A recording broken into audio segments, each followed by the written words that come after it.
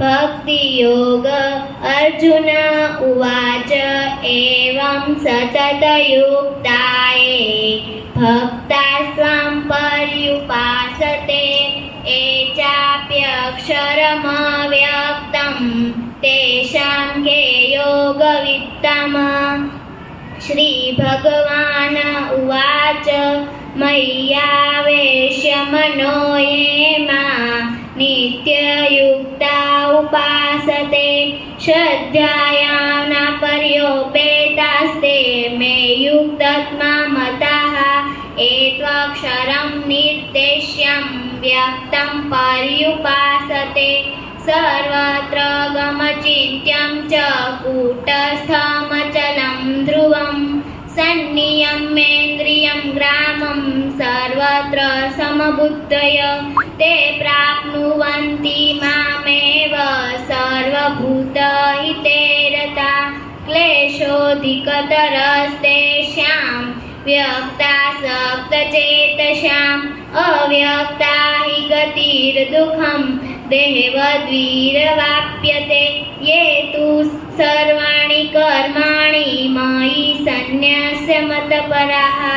अनन्येव योगेन ध्यायायत्न उपासते तेषां संवृद्धता मृत्युसंसारसागरात् भवामि न चिरात् पार्थ मय्यावेशितचेतसां मय्येव मनदत्तस्व मयि बुद्धिं निवेशय निवसिष्यसि मय्येव अत ऊर्ध्वं न संशय अथ चिन्तां समाधातुं न शक्नोषि मयि स्थिरम् अभ्यासे योगेन ततो मामिच्छाप्तु धनञ्जय अभ्यासेऽप्यसमर्थोऽसि मत्कर्म परमो भव मदर्थमपि कर्माणि कुर्वन् सिद्धिमवाप्स्यसि